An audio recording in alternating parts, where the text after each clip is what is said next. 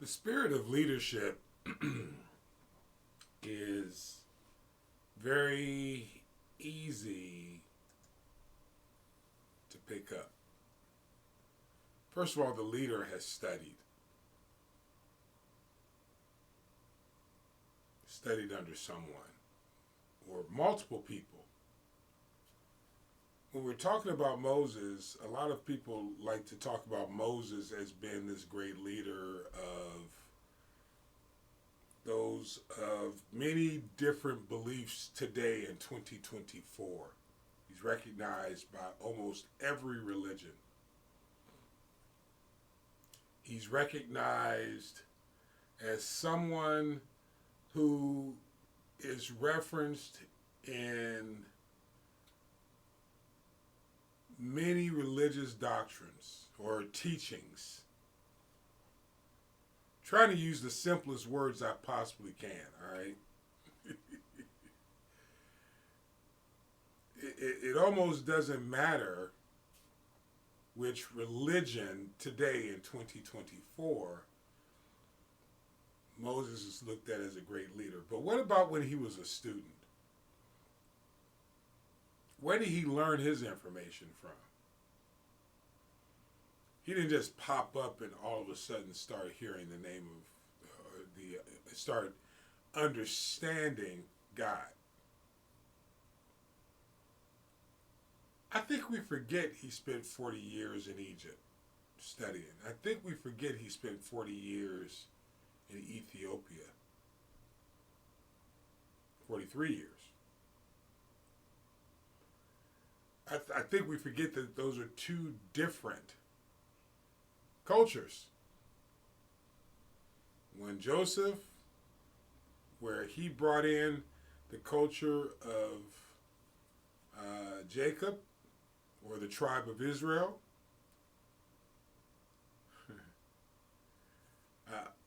one Egypt, Ma'at, different culture, same families, of Noah, Canaan, similar culture as Egypt. If you don't take the time to study, to understand, then it would be difficult for you to pick up on the spirits of the leadership in particular. Also the Spirit of God. You will approach it from your own standpoint, from your own lust, your own humanity, human being.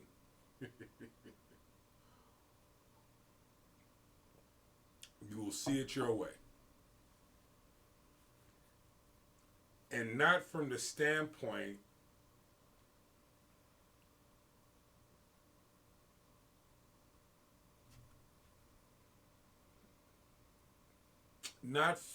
from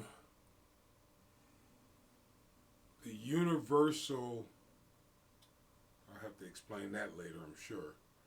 The universal understanding, the multifaceted, multidimensional nature of God Himself. Much larger than you. I think we're about to read that. Now, I didn't study at great length. I'm pulling from years of reading because, believe it or not, we're still just centrally focused on the book of Numbers, which is kind of linear. But the depth is important too. In other words, pulling some of the mystery out of it, some of the proverbs out of it, some of the hidden nature out of it, so that you can understand that Moses isn't sharing this from a new point of view. He's not just tripping into this wisdom. This wisdom is much older than Moses. That's the reason why I'm going back and forth between the New and the Old Testament, to show you that nothing's new under the sun. Not even in the time of Moses. This was not new. The spirit of a leader understands that this is not their material. This is learned behavior.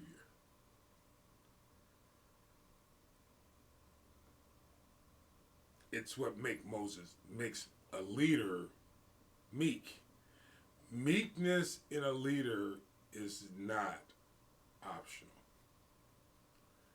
I get people in my life today, in 2024, and in previous years, that are trying to get something out of me, when the value is me. Not the stuff in me. This is the leadership of Moses. God made Moses the gift to the people. His ability to hear the voice of God and follow it distinctly, to be the vessel, makes him the gift. The material is not his.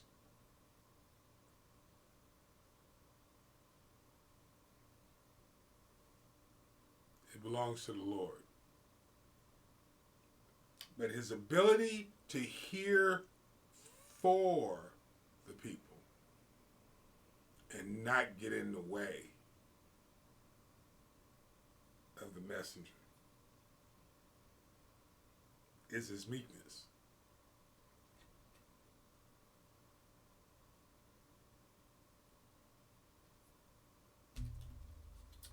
I want to touch with you, I think we're over, I want to go back a little bit.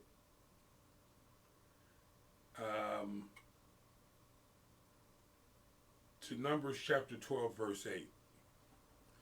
And then we'll finish out Numbers 12, because in 13 is where they go to spy the land, and I really want to dedicate some time sharing that with you, my kids, my grandkids in particular, my great-grandkids. I'm mentioning them because they just came up. One of my grandsons reminded me that I have more than just grandkids. So my great-grandchildren, so grateful for my legacy. And my brothers and sisters in Kenya, God bless you all. And if this is a blessing to you, please share, like the video on whatever platform you're listening to it on. CashApp $MrPaulDozier, DOZIER. Any benefit you can give us to keep this going, we're going to do it anyway. We're going from Genesis to Revelation. I don't know how long it's going to take. Could be for the rest of my life. But I want to share with you in 2024, maybe even 2025 language, the year that we're doing this. Right now it is March the 21st of 2024. Numbers chapter 12, verse 8. With him will I speak mouth to mouth, speaking of Moses, the Lord speaking of Moses. Even apparently, and not in dark speeches, and in the similitude of the Lord shall he behold. Wherefore then were ye not afraid to speak against my servant Moses? Now, then the anger of the Lord was kindled. But I want to share with you, with the understanding that not everyone has time to look up this old archaic language, or maybe just doesn't take the time. And with the understanding that the language is fast changing. The study material is fast changing with the invent of all these different Bibles over many years, even today. That there are, interpretations are becoming in commentaries, which has been for the longest been stepping in. This also is a commentary. But I'm doing the best I can to pull out some key words so that you can understand things. Dark speeches are riddles. They're proverbs. Dark speeches, when a person speaks to you in dark speech, they're telling you, we're not close. You're still a member of the family, but we're not mouth to mouth close. If we're mouth to mouth close, I am not speaking to you in dark speeches. Here's another thing. If we're not mouth to mouth close, and I'm talking to you in dark speech, I'm still speaking plainly. You just don't necessarily understand everything I'm saying because I have not taken the time to make it clear, make it plain to you.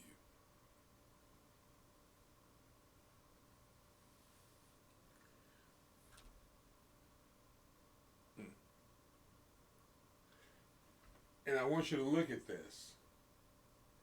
Dark speech and the similitude of the Lord shall he behold.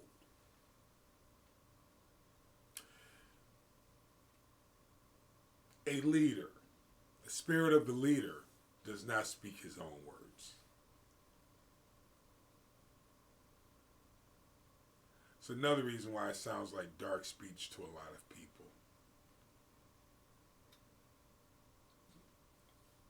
People may think they're your words.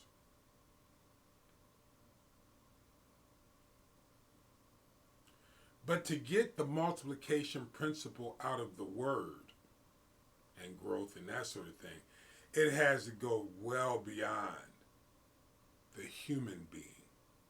And it has to come from the man.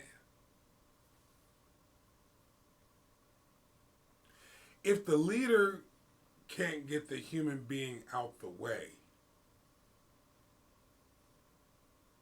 then it's not the similitude of the Lord or the boss. So the context is not just that of a religious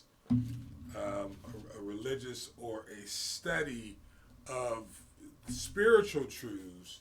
These are out of the context of a Bible, whatever, Bhagavad Gita, Torah, whatever. Okay. So I'm not talking about these. I'm talking about if it's your boss at your job. If that boss at your job can't step beyond themselves and speak in the context of what's best for the company,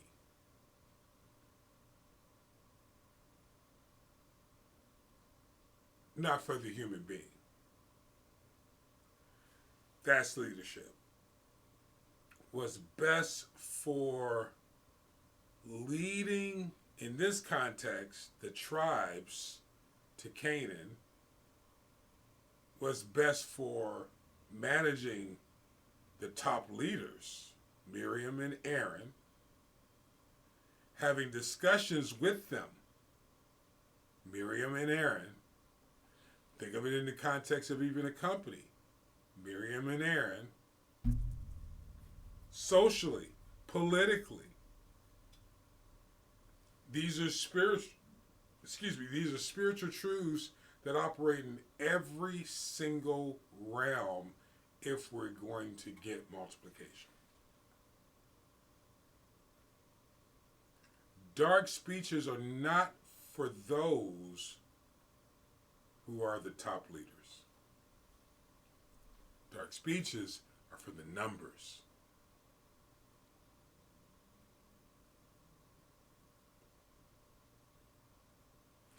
Second Peter.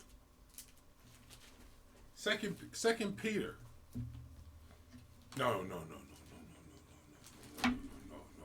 Matthew 13.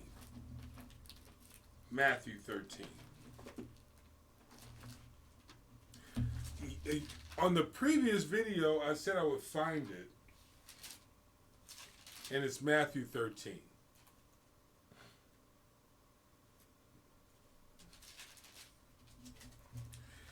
In Matthew 13, it's the parable of the sower.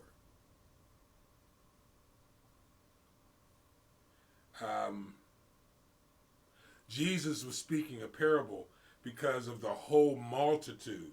In verse 2, it says, and great multitudes were gathered together. It was like in the old days, from these days, in the days of the Hebrews or the Israelites, the great multitudes would meet at the tabernacle of the congregation. So now this is Greek time, and this seems like it doesn't line up, but people who are learned, who are studied, who understand the spirit of leadership, recognize. Because then you ask, well, how did the rabbis figure it out? Because they recognize the spirit of leadership. Because they've studied the Torah by this time in the days of the Greeks. That's why there was so much intimidation. They saw the mirroring of the tabernacle of the congregation, which they had gotten away from, by the way. But I digress. Back to Matthew chapter 13, where he says, and speaking to the multitude in verse 3, 13:3, and he spake many things unto them in parables. Now, we're not going to go through all of what he spoke, but it was the parable of the sower. And in verse 10, go over to verse 10, he says, and the disciples came and said unto him, why speak thou unto them in parables? Mysteries. Some people will call it secret language. Not secret language. It's just very difficult to explain to hundreds or thousands of people because of the way they listen. You have to have your 70.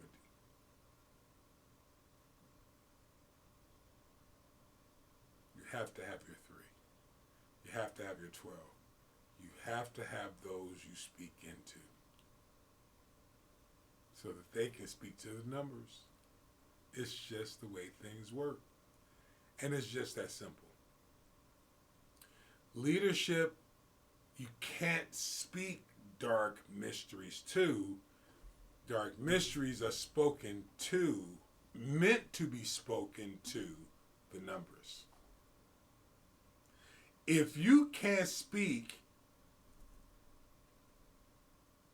of the Lord to your leadership and get them to do the work of the ministry, you do not have leadership.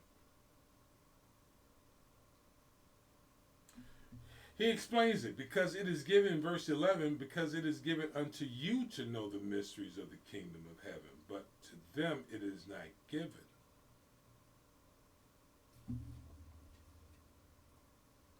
Dark speeches of the Lord.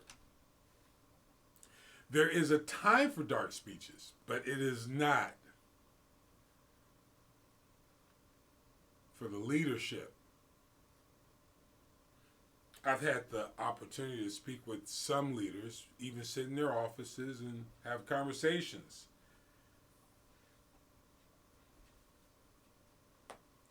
And they would some would share with me their vision. I was looking at something hanging from the ceiling.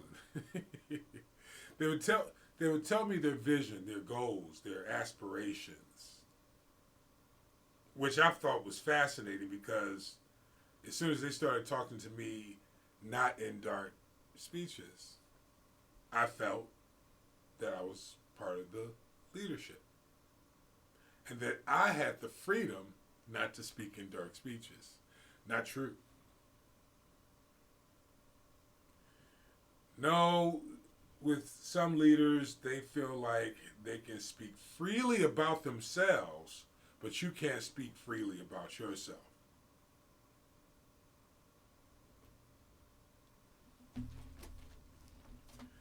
I'm just telling you what I've experienced. These are testimonies.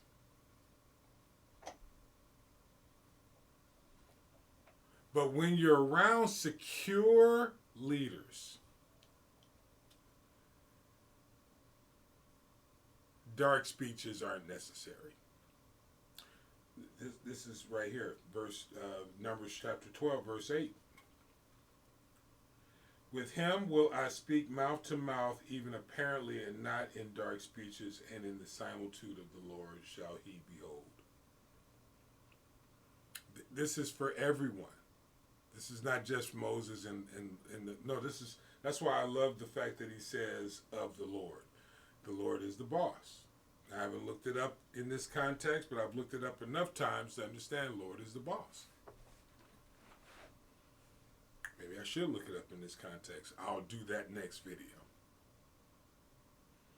So any boss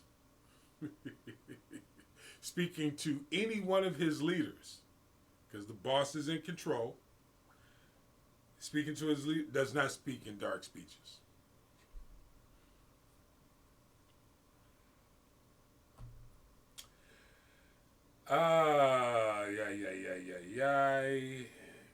There's a lot more depth to the depth, D-E-B-T-H in the English, depth to this. But wherefore then were ye not afraid? In other words, how could you not be afraid to speak against someone that I'm close to? The Lord is speaking through Moses. Mouth to mouth. Now, I know that might confuse a few of you. Don't let it. But the Lord is taking to task Aaron and Miriam for speaking against Moses. And what's blowing their mind is Moses wasn't even in the room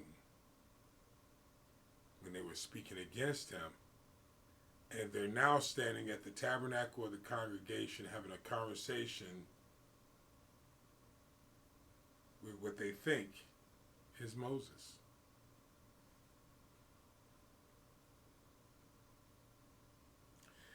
Verse 9, and the anger of the Lord was kindled against them, and he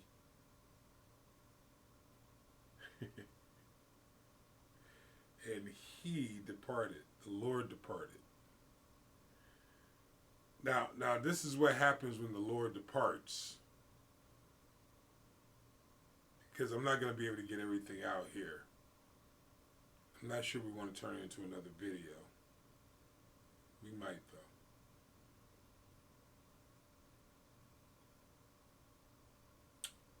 We're not.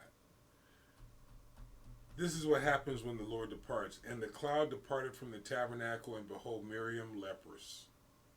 That's snow. And Aaron looked upon Miriam, and behold, leprous. So this is how they responded. This is interesting. And Aaron said unto Moses, alas, my Lord, I beseech thee, lay not the sin upon us, wherein we have done foolishly, and wherein we have sinned, let her not be as one dead. Isn't that interesting that you can become leprous and people consider you dead? Oh, see, I know a lot of you didn't even understand that. In other words, a person can sin, have to deal with the iniquity of their sin, because that was her iniquity, the leprosy, and you just write them off.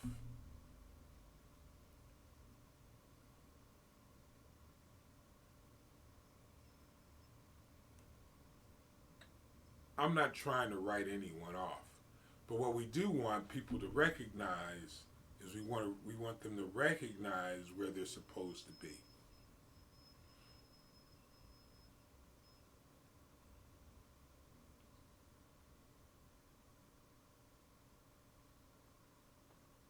"13 is telling. The difference between the man and men. Verse 13, Numbers chapter 12. And Moses cried unto the Lord. Moses cried unto the Lord, the boss. The relationship went from Moses to the Lord, from Lord to Moses. So Moses cried to the Lord, petitioned. The other conversation was the Lord talking to Moses. He didn't have a choice. Now Moses, who has a relationship, Moses could have said, you know what? Based upon what y'all did to me, speaking against my wife, after all this, we're close, and you're treating me like this. But Moses cried unto the Lord, saying, heal her now. It wasn't a request. Oh God, I beseech ye. He was upset. He petitioned. I guess it was a request. I take that back.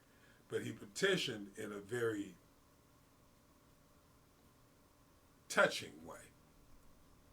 Verse 14, and the Lord said unto Moses, if her father had been spit in her face, should she not be ashamed 7 days? Let her be shut out from the camp 7 days, and after that let her be received again, or received in. And Miriam was shut out from the camp in verse 15. 7 days, and the people journeyed not till Miriam was brought in, and afterwards the people removed from Hazeroth and pitched in the wilderness of Paran. And then in chapter 13, that's when they began the spying campaign on the land of Canaan, which was further up. What I'm explaining to you is, if you understand the spirit of leadership, you understand, and I'm saying this from the spirit, from the standpoint of the leader, and from the standpoint of the person looking to leadership, from both standpoints, from both perspectives. In other words, both ways of looking at things, from the standpoint that you are the leader and the standpoint that you are seeking out the leadership. The different realms. When you understand leadership, and if it comes across as a mystery when the leader speaks, you are not that close to the leader. It is not time for you to make it happen. You have to wait. When you're the person looking to leadership, you have to wait for the leader to reveal themselves from behind the mysteries.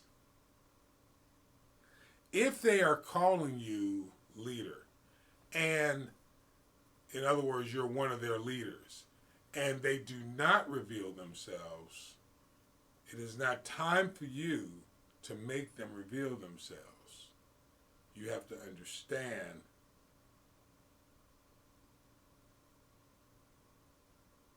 that they have to reveal themselves.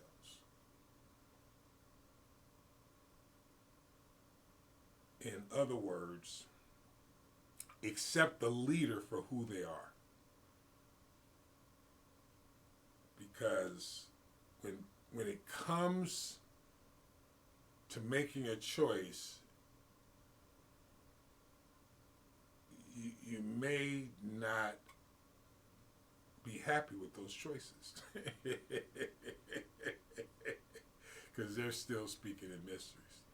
When you're a leader and you have people that are close to you, your responsibility is not to speak in mysteries to those who are close to you. It is your responsibility to speak plainly. If you're the leader, your job is to train up the people that are around you. In particular, the three. Now, I know the three weren't mentioned here, but there are three. There were only two mentioned here.